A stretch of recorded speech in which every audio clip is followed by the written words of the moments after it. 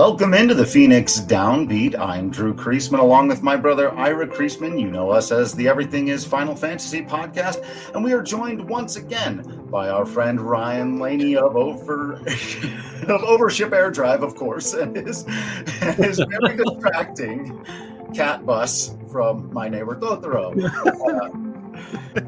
Yeah, that's on me. Airship Overdrive. There it is. Make sure to like, share, sub, all that good stuff. Hey, I'm very excited today, but got to keep it moving because I get to say one of my favorite words, smörgåsbord, which is a Swedish word for, a banquet with a whole lot of dishes, not necessarily any entrees. That's what we're going to try to do with Overworld music today. There are a few that we might have an opportunity to sink our teeth a bit deeper into, but for the most part, a lot of short and simple pieces. We're going to go through and ask Ryan and ourselves and you listening at home, a few basic questions about these. One, how do they sort of compare and contrast to the pieces of Final Fantasy Overworld music that we listen to? And each song then will also have a unique question for Ryan along the way. I'm also going to follow roughly the same timeline we did to start, at least 1986 to 1999 in Final Fantasy, just talking about other Overworld musics here. So any other introductory thoughts? I've got 23 pieces, including some bonuses. We may not get to them all. We may have to cut some stuff. This is going to be a challenge, too. It's also a lightning round in addition to a smorgasbord. No, I'm stoked. We kind of prepared this episode as sort of like, Ryan, tell us about this song and what we're hearing. And, from the musician's standpoint, from a professional musician. So all except for, I think, one or two of the songs, I don't know what's coming. And I'm just going to kind of give my impressions. We're going to we're going to talk about kind of what we're hearing musically, how it might relate to the game. And for a lot of these, I'm going to presume that Drew and Ira know more about the game we're listening to than I do in many cases. And so if I ask a question like, I hear this in the music, does that properly relate to what's happening in the game, story-wise, gameplay-wise, or did the composer maybe not quite hit the mark entirely on this?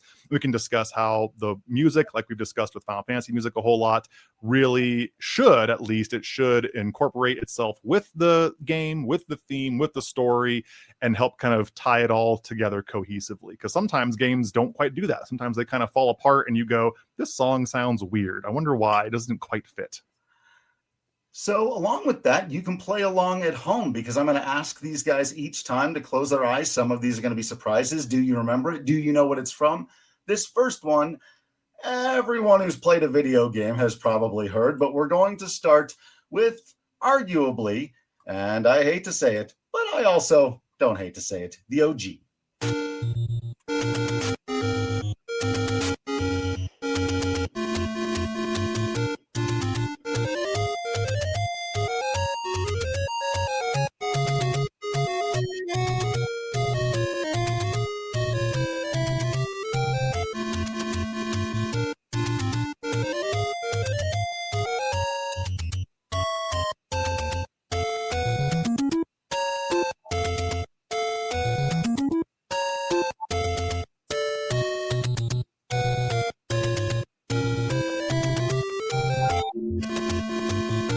The classic. Koji Kondo's The Legend of Zelda. So is that our prototype? It does come 1 year before the existence of Final Fantasy, and Zelda aren't RPGs, don't at me, but this is Overworld music, is it not?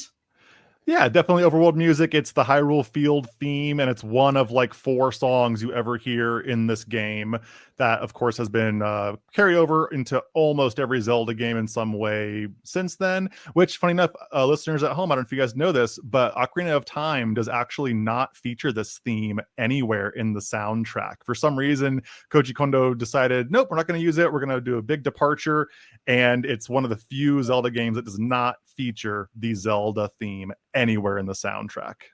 Presence by lack of presence, almost. Right? Yeah. So it feels very much to me like the same kind of adventurous tone as the Final Fantasy Overworld theme. It does. Yeah. And why would you say that? Like, is there anything you can identify musically where it's like it's doing this specifically? It feels kind of bright and adventure-y. And I, despite the opening paragraphs, the opening lines to Final Fantasy, like it almost feels like it ought to be a more storm-torn, natural disaster-torn world, but we still got sort of a bright and cheery-esque adventure. We're going on an adventure theme.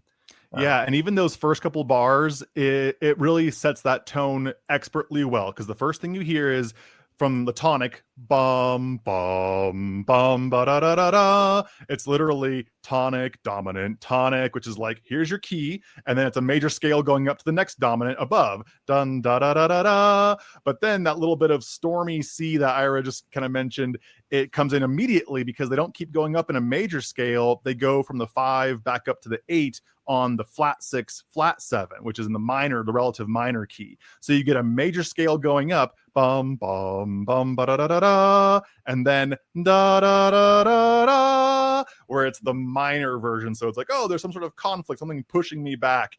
It's such a clever, simple device that I'm surprised I haven't seen in another game, probably because they would just be stealing from Koji at that point. Everyone would be like, hey, yeah, it's classic, it's iconic, it's stood the test of time, it's been fleshed out over the years, much like the Final Fantasy prelude or main theme and things like that. Just absolute banger. Okay, one thing I forgot to do, and I have to do this very quickly because to set up the next pieces, I did come up with a bit of a definition for Overworld, by the way. And I just wrote down, an overworld must act as a hub for exploration, a navigable place, or interactive map, that'll come back into play here, that is returned to regularly throughout most or all of the events of the game or story. So, given that definition, let us listen to a different interpretation from the same composer of what an overworld might be. I have a guess already what it's going to be.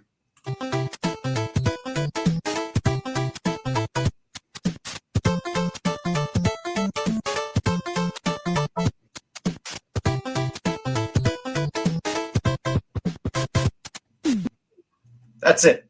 I cut it off there because that's literally where it loops. It does that forever. Super Mario Brothers 3, the classic. And this is specifically, I think, the grassland map, because I think each map has its own theme, right? And I like this one in particular because the grassland tends to be the easy set of levels. And I like that. I don't think we're going to listen to all of them, but I like how each map has its own vibe, and the music, I think, matches that vibe. Yeah, the only other one that I really remembered off the top of my head was like the very last one that's all super castle-y and, you know, Mario. Yeah, so someday we'll look at that one and talk about how it relates to Gustav Holst's The Planets, because it's like Mars is straight up like quoted in the big tank fortress sort of theme stuff. But this one here, Overworld 1, the grass theme, I think it might be reused in one other Overworld, but it might, I have to look it up. It's probably just the first one. But if you look up some stuff on the creation of Mario Brothers 3, I'm thinking particularly of the video game historian, hey Norm, who did a really great one on Mario 3. And Koji Kondo has said himself that was the game that was the hardest to write the original themes for, because everyone had the Mario Brothers 1 theme in their mind, everyone had Zelda already in their mind, and he wanted it to be very like upbeat and very uplifting, not incredibly like, you know, intense adventure. And that's why in the first world especially, you hear a lot of these kind of shuffle beat type things, like swing time sort of tunes. And it's not until World 2 and 3 where you start getting more of that darker stuff. So we have this one, the bum ba dum bum ba da bum ba da dum ba da, and then there's one of the athletic themes, boop ba da bum ba doo bum ba dum bum bum ba da ba dun dun da, and it's all very like inviting, right? It's not until later worlds you get the more intense or the more like out there stuff. I feel like Mr. Kondo is really good at that short hook. I mean, thinking about this first Super Mario, ba-da-ba-ba-da-dee, like that's so incredibly good. I know we say genius a lot in connection to Uematsu, but Koji Kondo's got to be up there. He's got it. Because again, remember too that writing for video games was not something that like had been done before this. You would write a 10-second clip and that was like the whole game soundtrack in some cases for like Atari, NES type stuff. And so to make it something that felt unique and kept going from world to world was a really, really like, you're basically creating a medium as you're writing it. You know, you're building the plane as you're flying it pretty much. And yeah, Koji did a fantastic job of making all these great soundtracks for those early games. And just like Uematsu did, of just making it feel like a new kind of medium, of pushing the story, pushing the gameplay, and therefore the interactive player along with them. Speaking of that exact thing, we go from 1986 to 1988. Now a piece from 1990.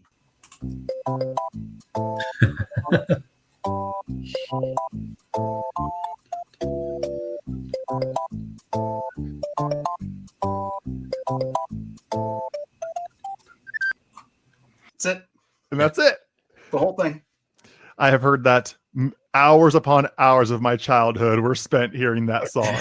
We say collectively, right? But I think all the same things kind of apply to that piece, right? As Ira was just saying, Koji Kondo is a master of being able to give you, that's 14 seconds long, by the way. And it sticks in your head forever. And what is that song, by the way? Oh, that was from Super Mario World. So the same basic idea, but now we've gone up to the next generation of gaming in 1990 and the Super Nintendo. Yeah, and like Ira said, we start with that background theme on the starting little island area, and I think it proceeds into Donut Plains as well. And it's not until you get to the Vanilla Dome, which is typically where your first change of Overworld is going to be in that game, that you hear something different. And funny enough, it's one of the few areas that does not include the Mario World theme anywhere, because the theme of the bum bum ba da dun da is used constantly throughout that game, and yet we don't hear it in the first Overworld theme. Amazing.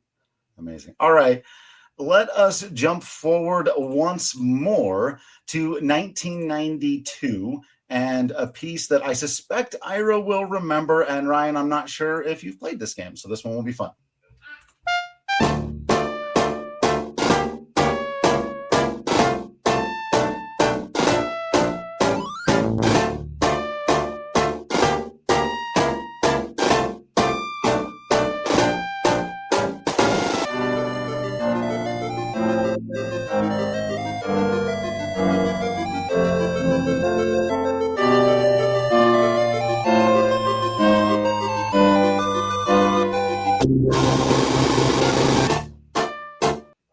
Huh. Right. Any guesses on that one? I know it for sure. Yeah. Okay. Good. You guys know it. All I can say, so this is good because I don't know the song. Is that what I hear? Is it sounds like it's either a Genesis or a PC sound card. That is not what that does not sound like Super Nintendo or NES at all. It also has got kind of like a march aspect to it, but it also had a weird kind of like not quite Baroque sound, but not quite like the typical, it sounds Egyptian sound. It was like somewhere in the middle. And for some reason, my brain went to like battle chess for some reason, like some old, like here's the overworld for like your, map of a battle chess type thing. That or some sort of like generic other, like the Encarta 95, dungeon game or something. What is it? I don't know. This is from a game called Shining Force. And before I forget to say it, the composer is Motoaki Takenouchi, who I did not know before and didn't do much beyond this franchise. But Shining Force is very similar to a franchise a lot of people might know better that I sadly didn't play as much, so it has to be an honorable mention on today's show, Fire Emblem.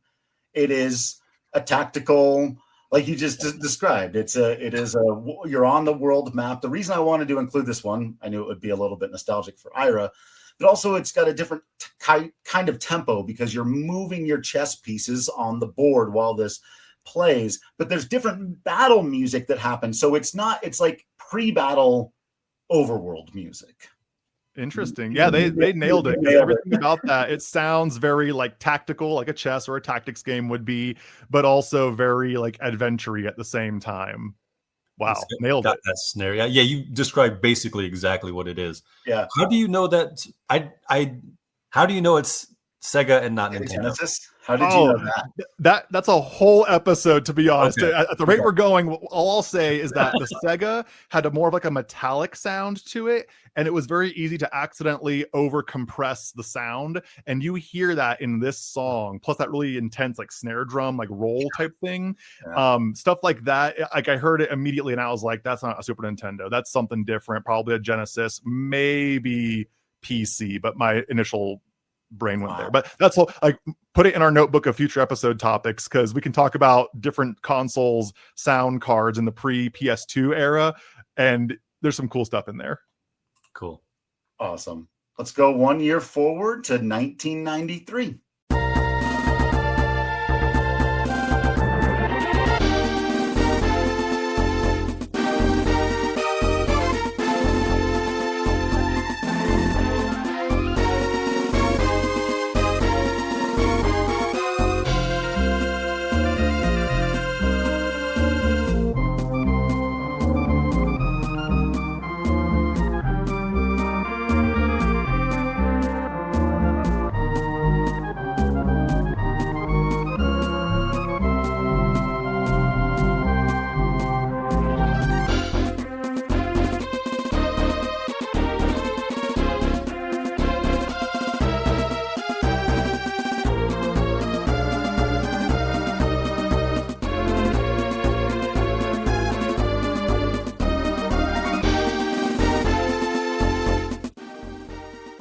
Any thoughts or ideas? It's one of 2 games. so Ira's played this, obviously. I've not played this. If I have, I don't remember the sound at all. It sounds very Super Nintendo. Is it SNES? Yep. Nice. The sound font is right there, that sound card effect. It sounds very Final Fantasy adjacent. Like there's definitely some sort of RPG element, but it also could be like, because I remember back in the early and I guess that would be the mid Super Nintendo era, there were a lot of games that weren't really an RPG. They were more like simulator games that had that kind of soundtrack. So even if someone was like, oh, it's Sim City, I'd be like, yeah, I believe that, because a lot of games of that era had an RPG sound, even though they were not RPGs. Right. So if I had to give it a guess, I mean, the marching, mostly upbeat, atmospheric tone, a little bit of some minor chords with some secondary dominance here and there, makes me think that it's likely an RPG, but there's so many on the Super Nintendo, I'm not even going to try to guess. Ira, are you? It's Breath of Fire or Breath of Fire 2. I can't remember quite. Those sort of meld together for me. It is Breath of Fire, which was composed by Yasuaki Fujita, who mostly just did Breath of Fire, as well as Maru Yamagachi, who almost did exclusively Breath of Fire, but a third person who only did this game, and a fourth, a young, straight out of college, young woman who worked at Capcom and is more famous for working on Street Fighter II, and also, of course, Kingdom Hearts and Final Fantasy 15. This was one of the first compositions, I don't know if this one in particular, but this game, for Yoko Shimomura. Nice. Those Street Fighter 2 themes are incredible. And this is like, I guess they got Monster Hunter. Does Capcom do Monster Hunter? Yes. Yeah, I wish they would do more Breath of Fire, because this was their first early RPG, and they're known for Street Fighter, etc. So I think it's a great game. Great soundtrack. One other note on Breath of Fire, just because I looked at it, was unfortunately a series that kind of petered out, and a lot of people hated the 5th game, which is called Breath of Fire Dragon Quarter. But as I was just doing my research for all this and composers, I found an interesting note on that game. It has 2 composers, does Breath of Fire Dragon Quarter: Hitoshi Sakamoto, composer of Final Fantasy Tactics and 12, and Yasunori Mitsuda. When you go and listen to the Dragon Quarter soundtrack, you can basically hear who composed what. It's a fun game to play. So that I thought was an interesting note. Breath of Fire has these interesting Final Fantasy connections. Rock on. All right. Are we ready for our next piece? Let's do it. From 1995.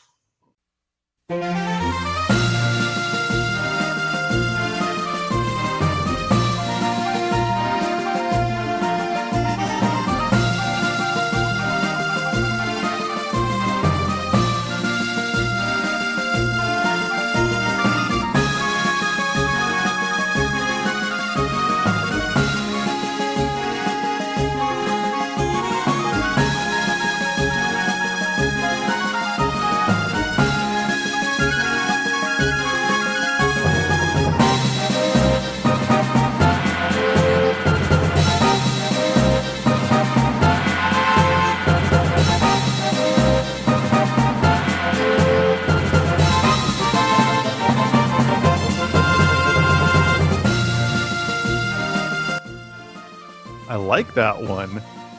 Ira, do you know it? I don't. It sounds familiar. What it reminds me of. Well, maybe you should go first. So, my initial, because here's the thing: is Drew just mentioned Shimomura, right? And she also did the Mario RPG soundtrack, if not all, at least most of it. I think she was the main person. I'm looking it up now to make sure. Yeah. And the sound of that, there were a couple things in particular that I heard that made me think, I wonder if it's another game she did. And I believe she did Legend of Mana as well. Is this a theme from Legend of Mana? No, it is not, but we're in the right area. All right. It sounds very either PS1 or late Super Nintendo, because those kind of had crossovers as far as their sound cards and everything, or sound fonts, sound libraries. I don't know it though. It just sounds very whimsical, upbeat RPG.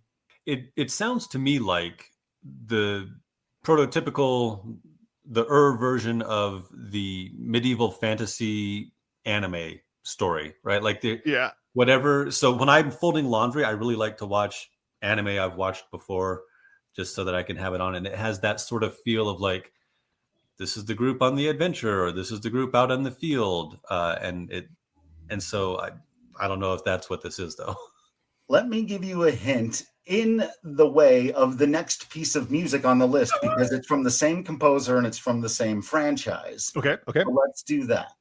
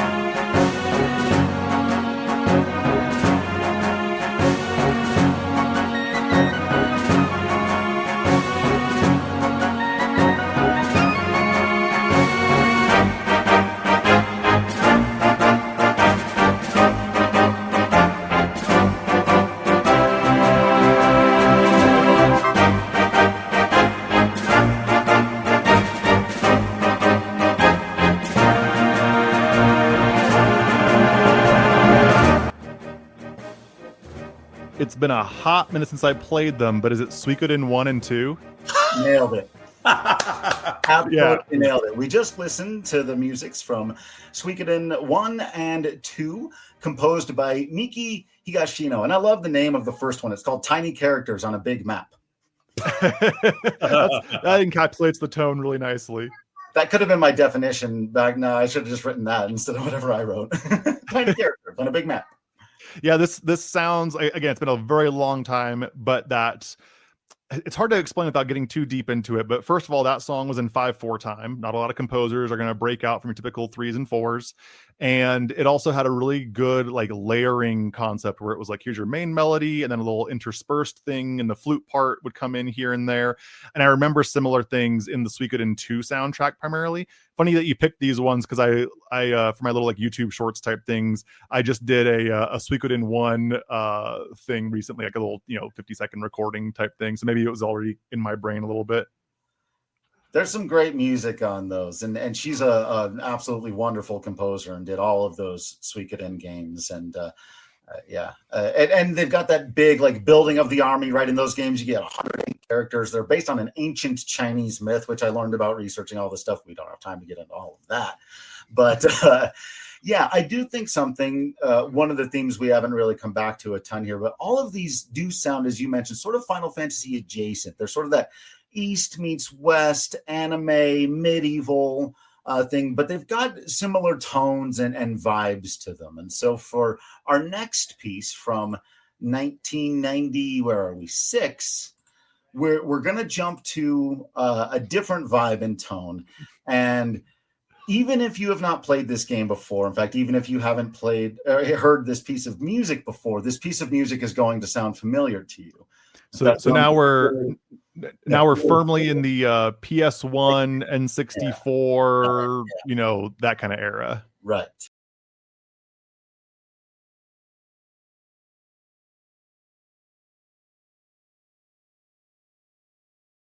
Wild Arms. And my guess is Live a Live. Ira got it right. It is Wild nice. Arms. Wild Arms was composed by Michiko Naruke, who also did Ayuden Chronicle recently, and I played some of her music for you before. And those games have an extreme Western vibe, and that particular piece is almost a direct steal of The Ecstasy of Gold by Ennio Morricone for The Good, the Bad, and the Ugly. So if that sounded familiar to you, it's also like in a ton of commercials and stuff now. So it was very, very similar to that piece, but I don't need to play it. You all have heard it. You just listen to another version of it. But I think it's pretty amazing that she just readapted that for some Overworld music. And I just remembered, actually, I think Live a Live or Live Alive wasn't the first version actually on Super Nintendo?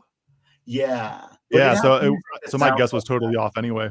But it does have that West. I know exactly what you're thinking of, because it has a similar, like it has that whistle for the main theme in the Western Overworld vibe. Yeah. And so, and who knows, maybe she even composed that game. I do not know.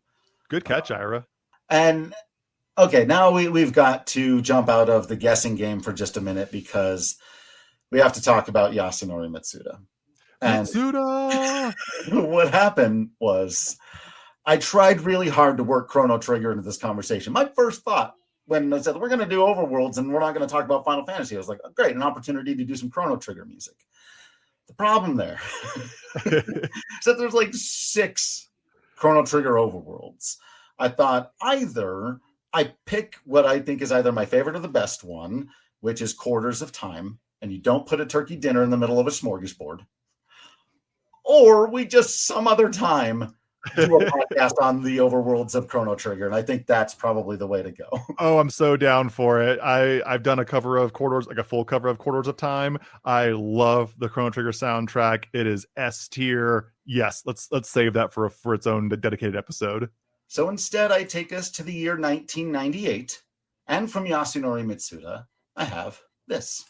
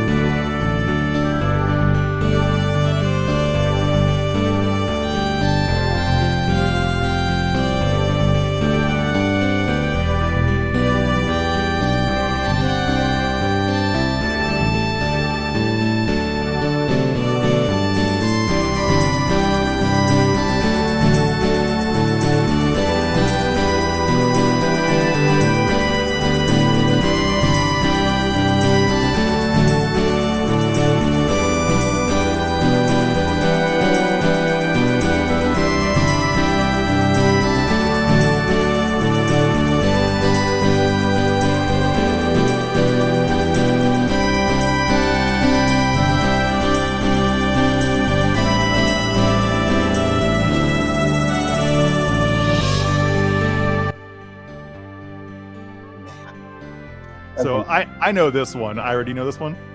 Or have a guess. Stop muting yourself. I want to hear your reactions anyway. I want to hear you laugh out loud. I want to hear your cat. I want all of it. All right. The cat came in. So I assumed. Yeah. All right. So no, I don't know, but it does feel an awful lot like Chrono Trigger.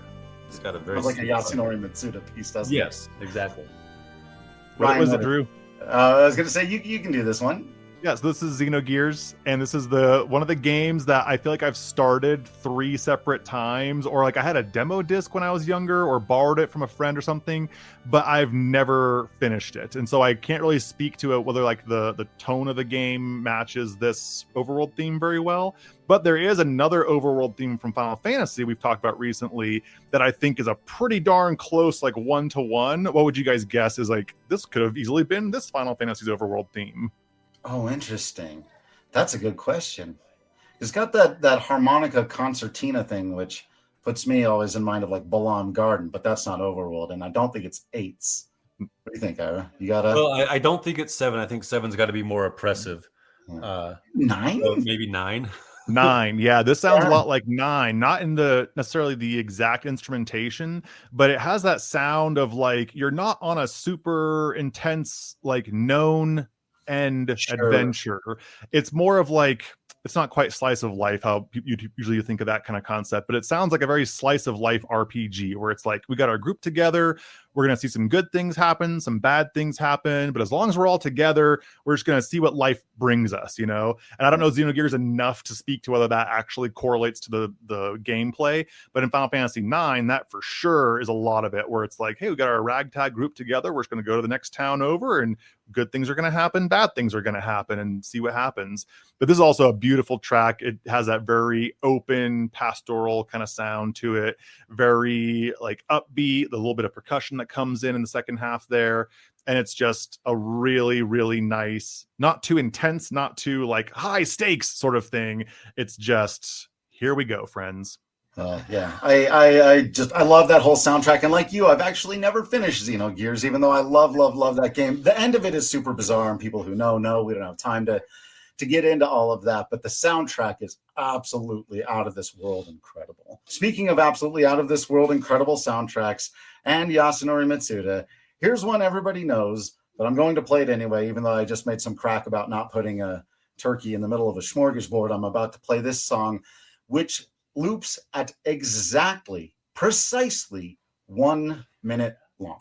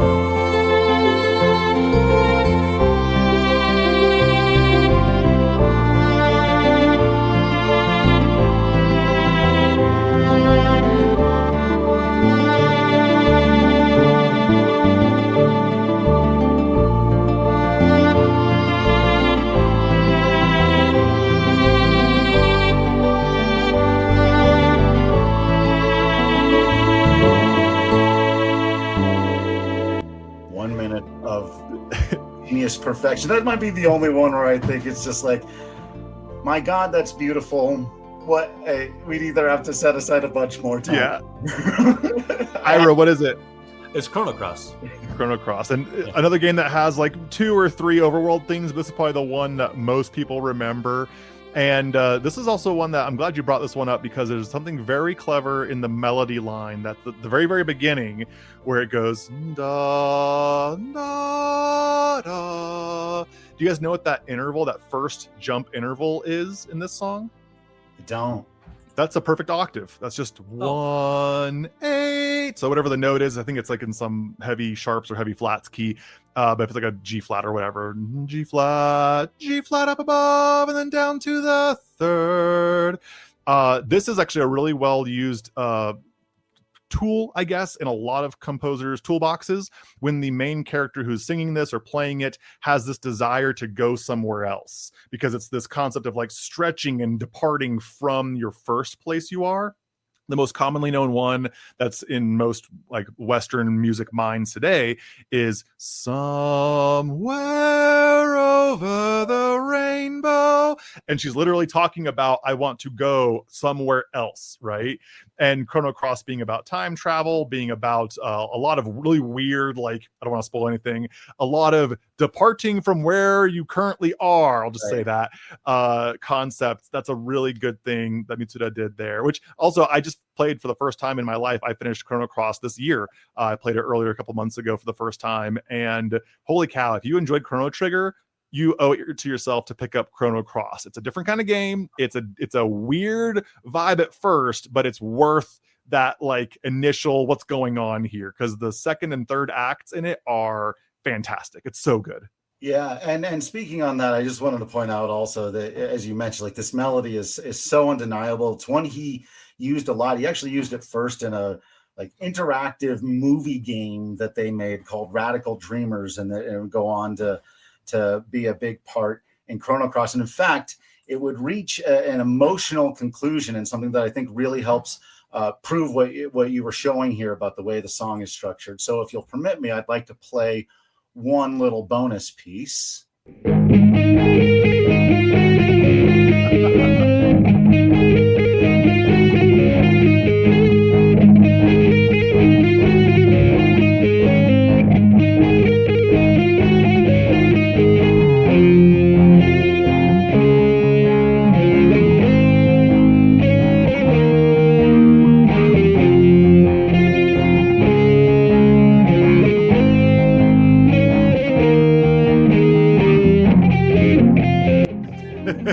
I know that. It's not going up on you.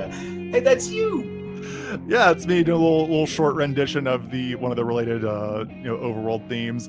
And for listeners at home, a little bit of guitar pedal and kind of music stuff is the reason that sounds so like cavernous and so like it's behind something else is because that used a phaser very heavily. And so a lot of the higher frequencies were cut out entirely to get this very like wah, wah, wah, almost talk box type sound. So if you're like, why does it sound so weird? That's just the way that you can make a phaser sound sometimes. And yes, that was just a little short little YouTube clip I recorded a couple months ago.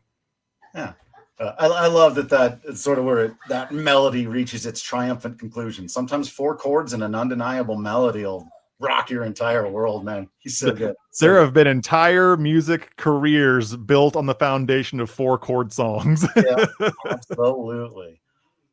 Speaking of simple music and moving us now out of the 90s, but bringing us back to an old friend, I have one from 2002.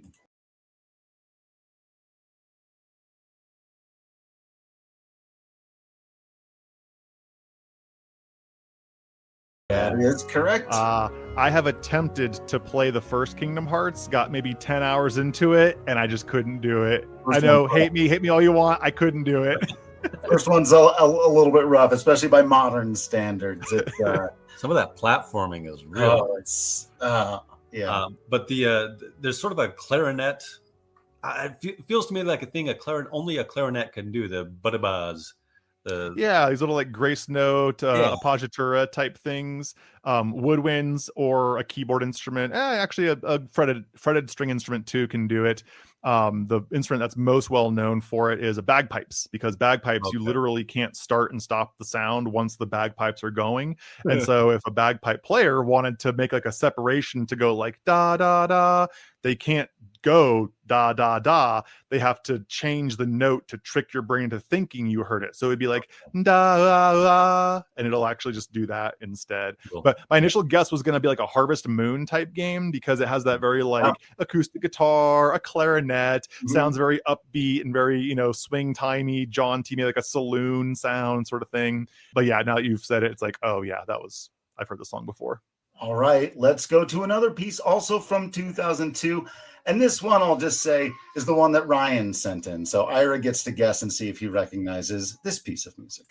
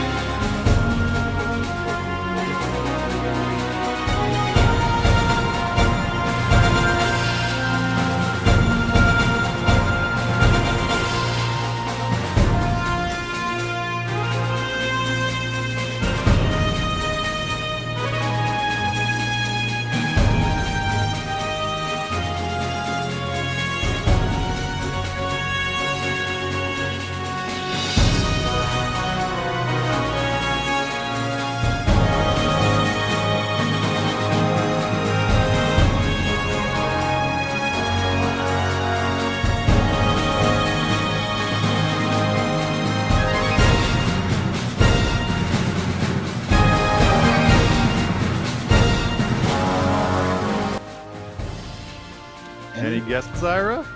I think so. So, like you were talking about with when we did Shining Force, it's got that sort of military map vibe. Yep, you're on the right track, and I'll give you a hint, because it'd be tough to like guess this.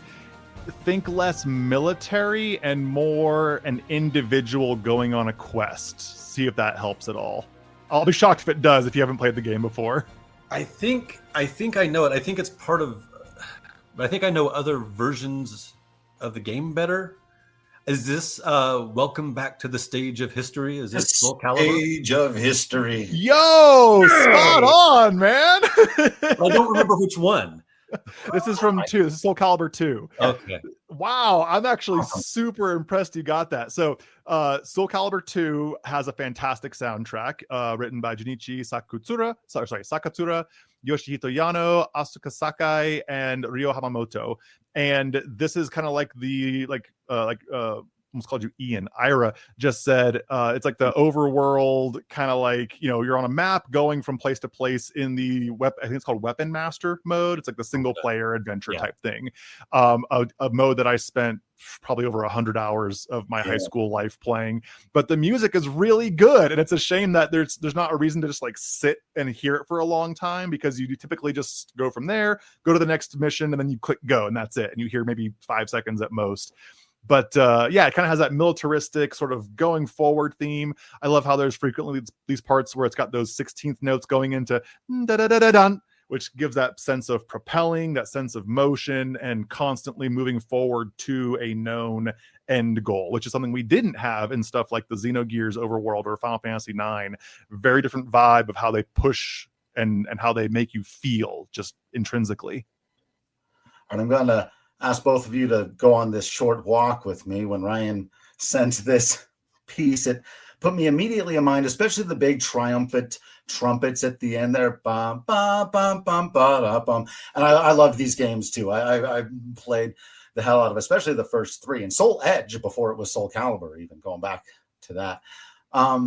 But it really put me in mind of a lot of movie music making from the 90s. In particular, there was a mode of like sports films, and believe it or not, my favorite of these that sounds this way is The Mighty Ducks. It has a remarkably epic and incredible theme. There's also the music from Robin Hood, Prince of Thieves, believe it or not, has this kind of adventure, but it sort of sounds like sports music. One of the greatest pieces of sports filmography of all time is an ESPN Classics narration of Secretariat's triumph set to the music of Robin Hood, Prince of Thieves. And if that doesn't get your heart racing and you crying tears, then you're dead inside, man. It is amazing, right? But I was thinking about that, and I almost grabbed him. We could if we really wanted to, but we're making good time, and I don't want to get derailed into Mighty Ducks or Robin Hood. Some other day, maybe. I think there might be a prototype for all of this, for this center point between sports, adventure, triumph, a fighting game, an overworld theme. And so I'm going to play a piece of music that everybody knows, but I'd still like you to close your eyes and think of it less from where you know it, and think of this instead as a piece of overworld music. Wait, I gotta ask real quick before we do that. Yes. Who were your mains in Soul Calibur? Well, Killick, after a while, I always played with him. I can't remember which one he made his debut in, but Big Long Stick, people hated me playing as Killick. Definitely a Nightmare too. Once Siegfried or Nightmare for sure. Ira? Sophitia or Mitsurugi? Oh, wow. Very different. Mine, I always loved playing the weirdo characters. And so Voldo and Ivy, they were always my mains. I always wanted to get good with Voldo, and I couldn't because I like creeping my friends out and stuff. Yeah. I was in an actual at a retro video game convention, VinCon, Colorado. Check it out. But they actually had a Soul Calibur 2 tournament a couple of years ago, and I signed up and went as Voldo. And like Voldo's not like a super well known, like people don't frequently play him, at least in Soul Calibur 2 they didn't. And the first thing I would do against each opponent is I do the weird thing where he would like walk on the backside of like his arms and legs and look like a table basically, and they'd be like, whoa, what's going on? I love playing as Voldo. He's so much fun. Okay, so anyways, I derailed us. Drew, tell us or play us this song. Right. So again, I'd like everyone to close your eyes and think of either kind of like Ryan was just describing a Soul Calibur type map interactive, getting ready to go out into the world, or even your classic Final Fantasy Overworld experience, and imagine it with this music.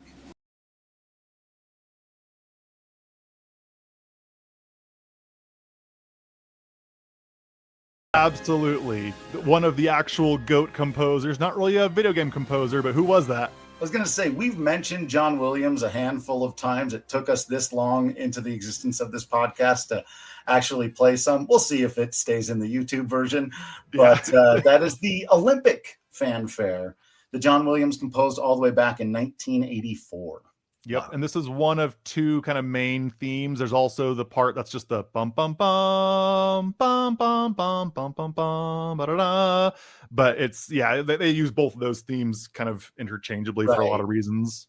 And I felt that one. It also reminds me a lot of his Indiana Jones type of stuff. The part that I played, the sort of B section, a little more overworldy. That part is, I think, a bit more fanfare-y. So when we talk about fanfares, we can bring it back.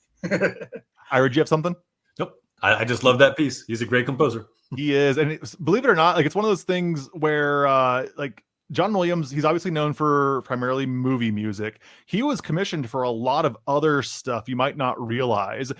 Folks might not know he also did The Mission, which is a theme from like a lot of NBC news type stuff. The whole bum bum bum bum bum bum bum bum bum. That's John Williams. He did a lot of other like media stuff and just like straight music that was just for concert performance besides just his film scores, and all of it is fantastic. Do either of you, I got to ask again, what's your favorite John Williams score if you have one? You can't pick, but what I always like to say, because I know it's an outside the box one, Hook.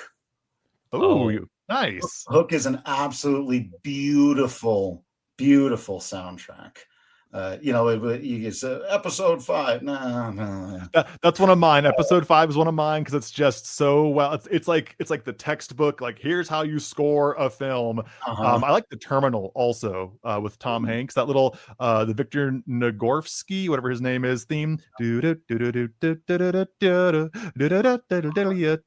just such a nice little like upbeat Central or Eastern European sound. It's so cool.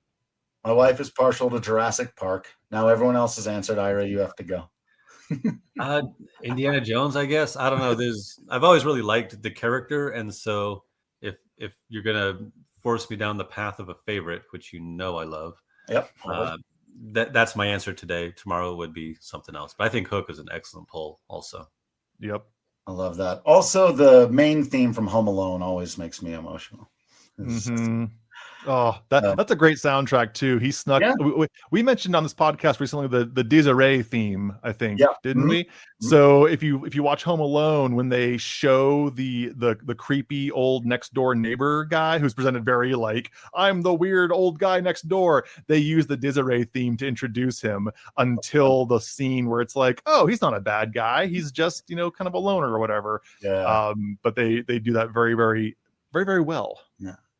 All right, now we come to the part where both Overworld stopped being a regular thing and, quite frankly, Drew stopped playing the types of games that did continue to have them. And so I know just through my research, I got to give some honorable mentions out there to the Tales and Trails games. Ys, Grandia, there seems to be some debate about whether or not it has Overworlds. I know it has great music, so I wanted to at least mention it. I mentioned Fire Emblem earlier, but I've got to jump way forward in time. I do have a few more pieces after this to play, but this kind of finishes our timeline journey that I've taken us on. And I wanted this piece to check a lot of different boxes. First, it did have to be from a game that I played.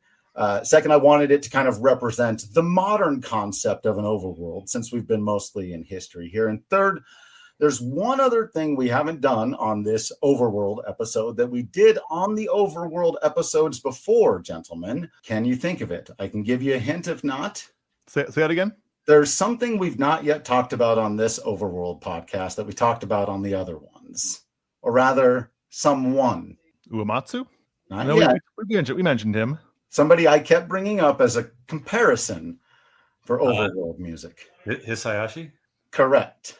I'll just ask, have either of you played Ni no Kuni?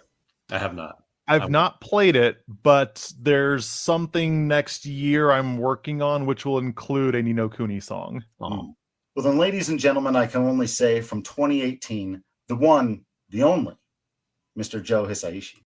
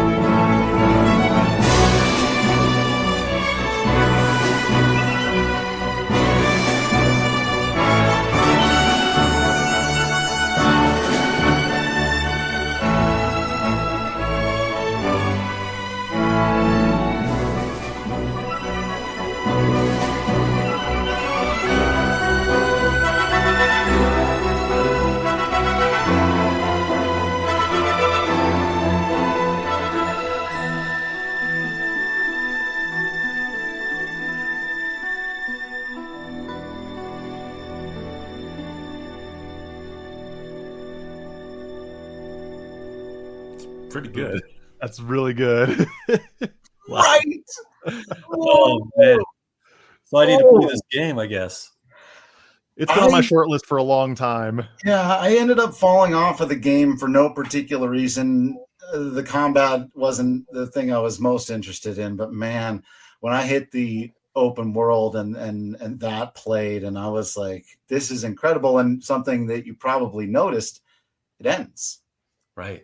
It concludes. It fades out, and then there's a moment of it doesn't loop. I was gonna ask, like, is that how they did it for this version on YouTube, or is it literally just like you're in the overworld and once it fades away, it's just done? No, it fades away. There's a few moments of silence, and then it starts again. But it's okay. But you can clearly, like, in ways that a lot of these others, right? It's not structured really to loop. It fades out for a moment, and you, in classic Studio Ghibli fashion, have a moment to like think and consider and take a breath, and then it starts again. So, question for you guys, and this will be a good insight into your gaming habits as well. There's a about the same time, this was 2018, you said?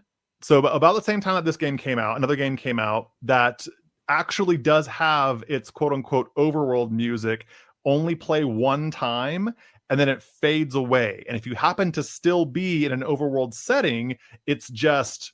there's no music until the next thing.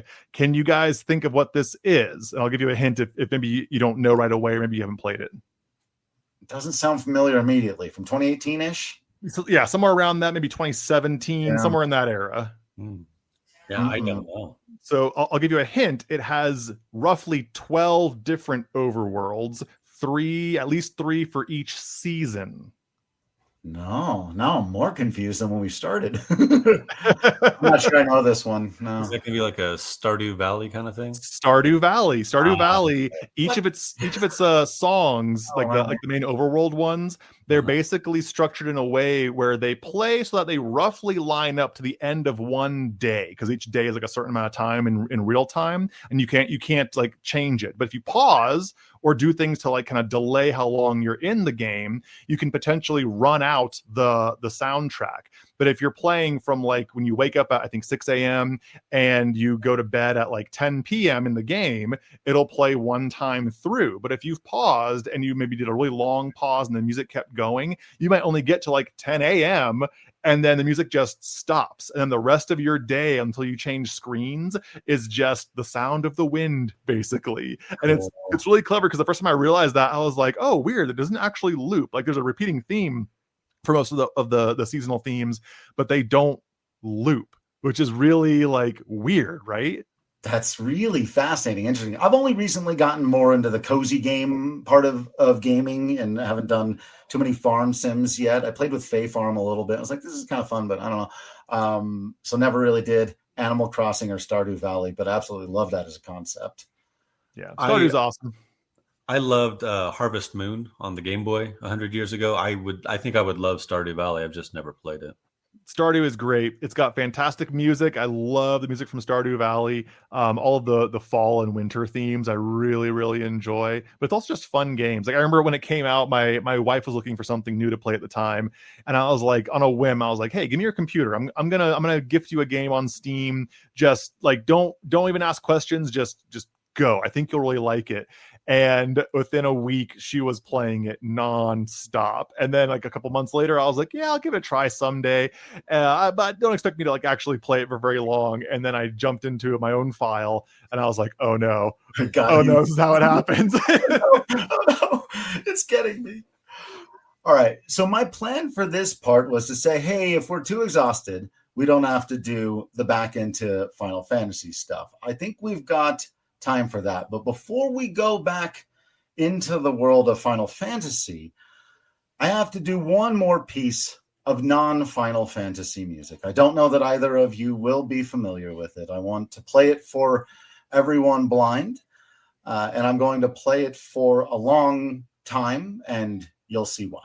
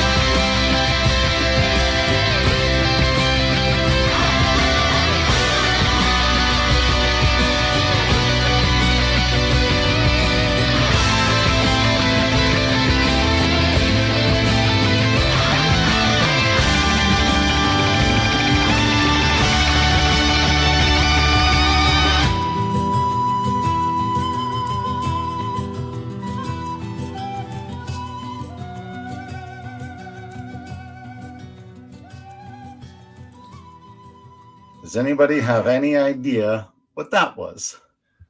Well, for the first half of it, I would have said you were playing that old cassette we had, Music from the Andes, that our father really enjoyed, Right? that we played over and over again. But then it does something entirely different, and I have no idea what this is. Yeah, I don't know either. My guess is, as far as what it might be, it started off and my brain went, oh, it's Secret of Monkey Island. And then it quickly was not Secret of Monkey Island. And then I was like, okay, it sounds like with this like flute, very vibrato heavy, that is a solo that eventually has another single harmony line join it. And so I was like, okay, it's something that's very like romantic based. There's a very romantic aspect to this, lovers, star-crossed, whatever sort of thing. But then that big like heavy guitar part comes in and I was like, I've got no idea. So my only presumption is that it's something, whether it's a game or a movie or a TV series, where it's like we have our main character, they fall in love with second main character, and then they do the big goal together, whatever that is. This is from 2008's The Lost Odyssey, and is the only game on today's show that I ever played, but it was composed by somebody named Nobuo Uematsu. It was one of the first games after leaving Square, going with Hironobu Sakaguchi to Mistwalker. Some people consider this game to be honorary Final Fantasy. I only wanted to bring it because of what he does with the juxtapositions there, because we obviously talk a lot about Uematsu, because for that first part, it is more like Music of the Andes, which is not an area where we hear him, a lot of pan flute in a ton of his stuff. And then, yeah, the big guitars are everything. All I can tell from looking at the cover is the guy appears to be a wandering samurai with a tragic story. And so I think you're probably close, Ryan. If anyone is listening that's played the game, down in the comments, let us know how close you got, because this is the only one I was like, I know this piece because, as I've mentioned before, sometimes I Google or just go on YouTube, like top 100 Nobuo Uematsu tracks or whatever. And this has popped up a number of times, and I've been like, that is just really good. And I wanted to share it with you both. Yeah, that's one that honestly, I don't think I would have ever guessed it was Uematsu, because it does not really sound like his style from like just various compositional stuff. I never would have pinned that on him in 100 guesses easily, but it's good. It sounds good. Again, the guy's a genius. His diversity is my favorite. Not to make it about Uematsu and a non-Uematsu podcast. So that's the only one I got. We'll get back to Final Fantasy, but away from Uematsu, and play a couple more simple pieces that harken more back to some of those early Nintendo ones we listened to, starting with this.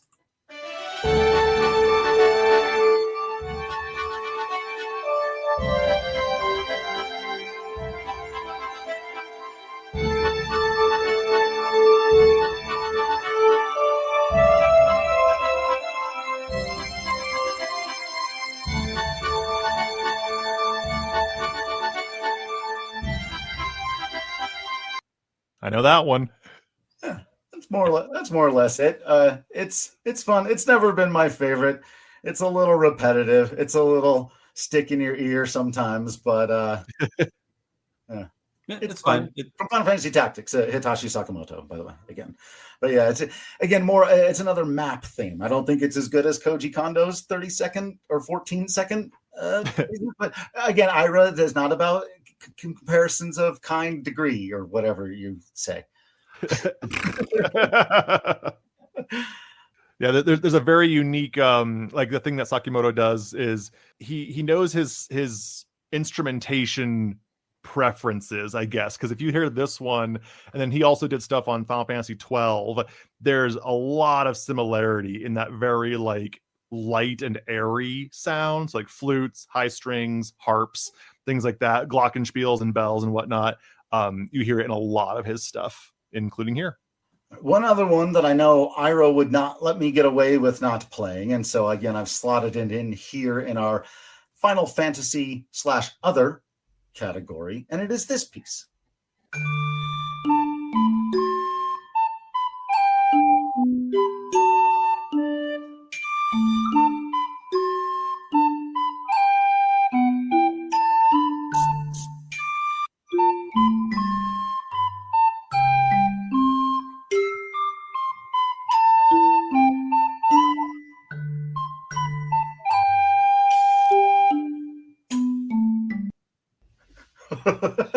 I know this. Do you? Okay.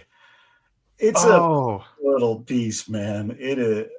I think it's adorable. I love this. I mean, it sounds very like Yoshi Woolly World, Kirby crafted yarn type thing. No. I'm sorry, Ira, go ahead. It's kind of cute and minimalistic, I think, and I think that fits the vibe of the game.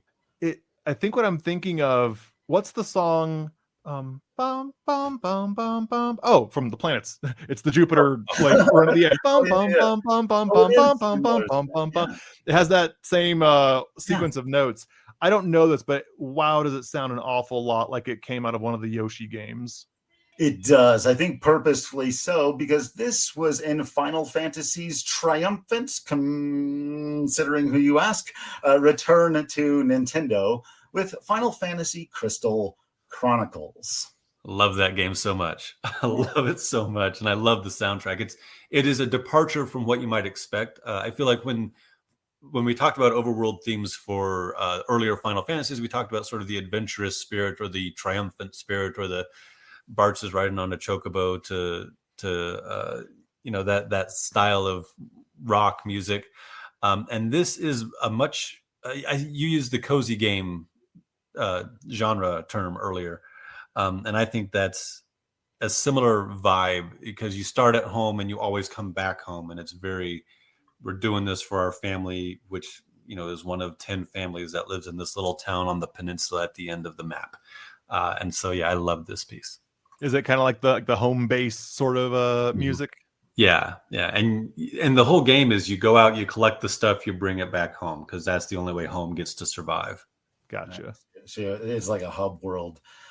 Crystal Chronicles was composed by Kumi Tanioka, who also worked on some Final Fantasy XI. She did. So she's, that Crystal Chronicles soundtrack is absolutely wonderful and adorable. If you're into warm music, that's really going to feel like that lighthearted adventure. He said that kind of Yoshi's Island type of thing too. Very, very good stuff. Yeah, very like nursery instruments. There's like the out of tune flute or recorder of some kind, and then you got your little like plinky marimba or xylophone. The little ratchet sound was in there as well.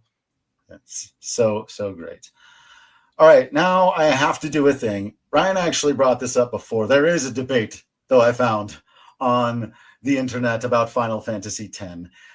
Let it never be said that I am not a fair man. I know where this is going. I do not accept what I am about to play as overworld music, and I'm only going to play it for a little while, because what I do accept it as is airship music, and I don't particularly like it as that either. But here is what some people say is the overworld music for Final Fantasy X.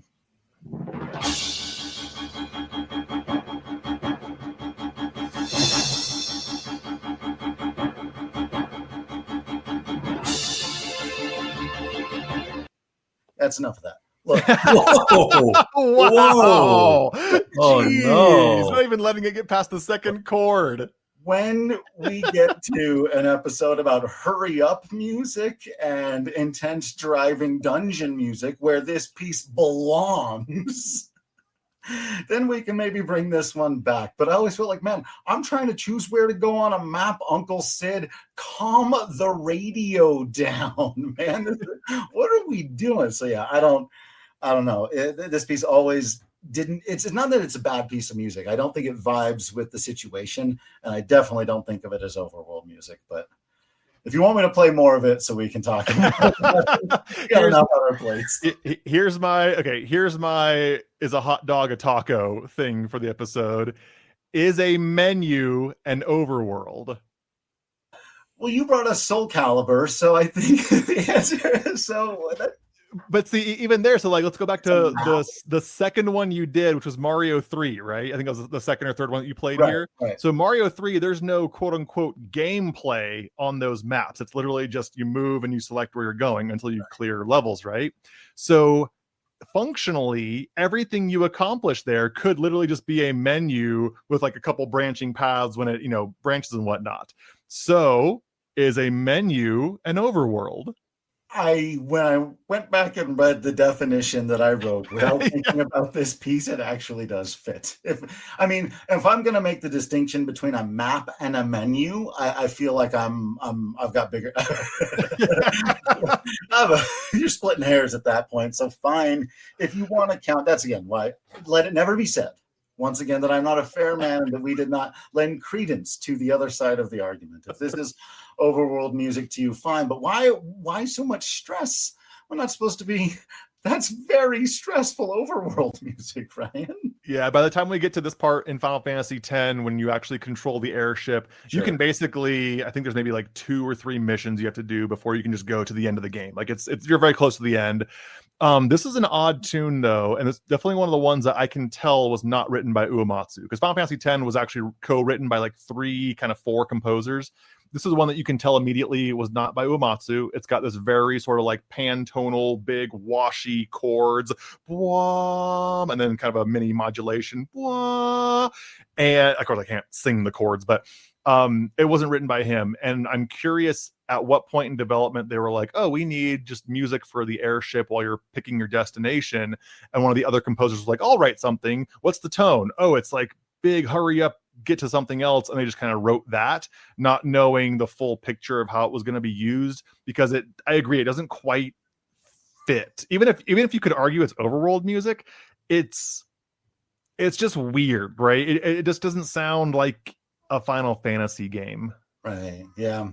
It's a strange one to me. But that said, I'm not going to do the same thing and pick on 11 or 14. I am simply going to submit that they don't have or 12, by the way. Just they have area music. When you Google it for 12, the best consensus people try to come up with is the Dalmasca Estersand, which we're just going to talk about in area music. It's just not. We'll talk about it. Don't worry. Someday, for sure. 11 and 14, if you want to have at it in the comments, knock yourselves out. They're too massive. No, they don't. It's not really what we're doing here. That said, I do have 2 final pieces of Final Fantasy Overworld music for us, because in 13, at first I was inclined to say, no, it doesn't. But actually, after a while, slight spoilers, you get to a place called Pulse. And the game does open up. It does become a hub world that meets my definition. And in a similar way to our Final Fantasy IX conversation, we're only going to be able to dive into this one so much.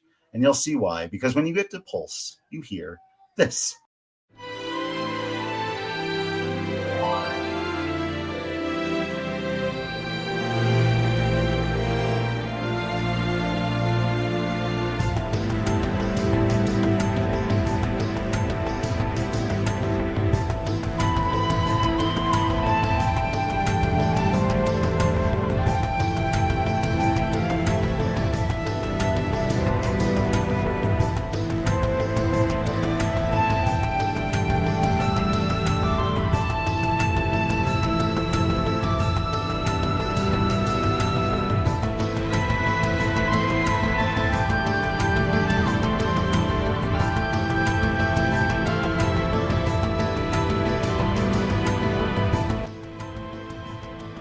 I'm going to cut it off there only because I think there's going to be space to have a longer conversation about this piece. Like we said with Final Fantasy IX, this one has a vocal melody. It's kind of the main theme of the game. And so I think it'll be worth actually having an episode entirely about it in the future. But I did want to mention it here because that's the first time we've played any Final Fantasy 13 music. And I didn't want to not bring it up because that slaps. That's it. That feels good. I think that's a good reappropriation of a main theme for an overworld.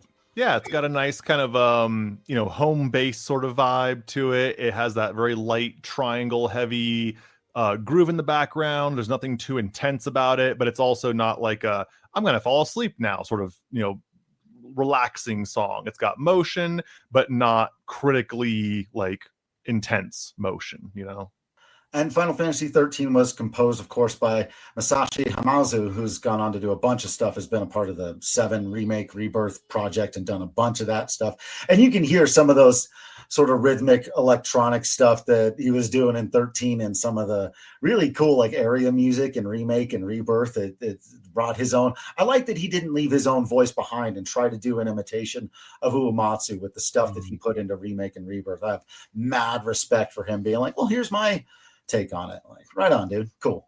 That's awesome. Yep, the way it should be. Yeah. All right. I have one final piece of music for us to listen to. And wouldn't you know it? Who's it from, fellas? We've done the math.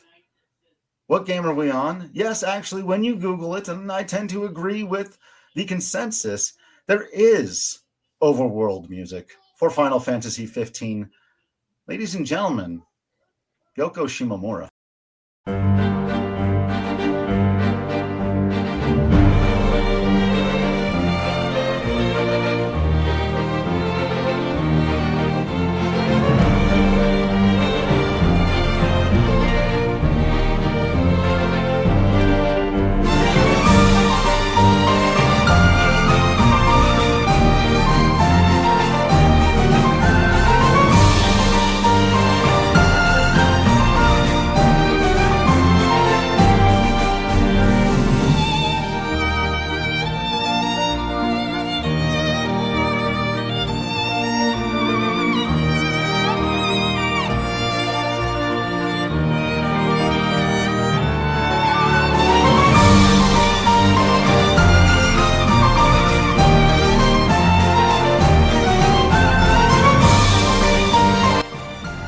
That's beautiful. Boy, I love it.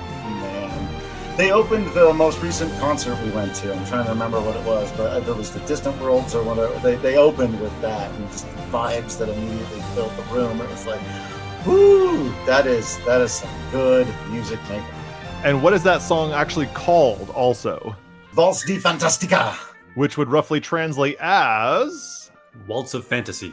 Yep, Waltz of Fantasy, Fantasy Waltz, whatever the case is, and it's clearly a waltz. If you don't know at home, if you've ever heard the term waltz, but you don't really know like what it is, a waltz is a 3/4 dance, basically like a stately dance designed for typically couples dances, and it's always in 3/4 time. Like I've never once seen a waltz that was in 4/4. That's just not how it's defined, basically. And so having this very lighthearted, almost like the Shostakovich jazz waltz Jazz Suite number 2 waltz movement.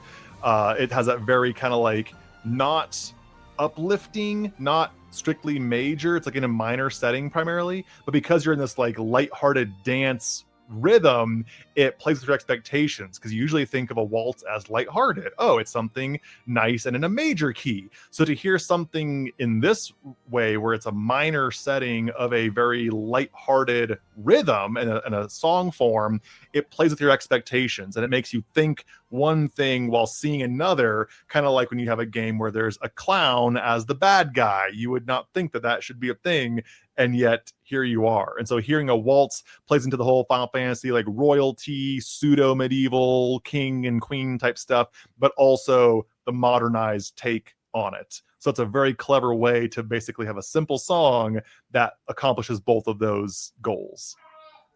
Yeah, she's something else, and I love that we got to play 3 different pieces of music from 3 different franchises from her today, all different interpretations of a concept of an overworld, right? And one thing to wrap up my thoughts, by the way, on concepts of overworlds that you just reminded me of when you talked about the title of Vals di Fantastica. There was one note I did forget to mention on the Uematsu piece that we listened to from Lost Odyssey. It is titled Never-Ending Journey. And with all that we talked about, the references to Never-Ending Story and the adventure music of the 80s and those kinds of things, I thought there's almost no way that's an accident. And so again, I feel like in this piece that we listened to, definitely in Her Breath of Fire one, when you go back and listen to that bass line, there's sort of that, even in, this game came out in 2015, the one we listened to from Hisaishi came out in 2018. I still feel like embedded in there is that mix of essentially that John Williams Olympic sports adventure motif and that never-ending story 80s kid growing up and writing a dragon dog thing. Nailed the landing on that one. No further notes. We can't end on that, can we? Yeah, of course we can. Absolutely. All right.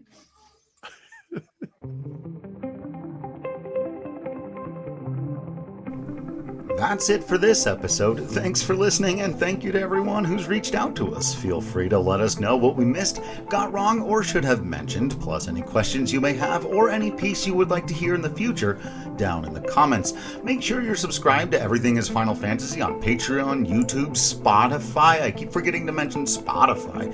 Make sure you check all that out there, as well as Airship Overdrive, Ryan's project, where you can hear arrangements of some of your favorite video game music.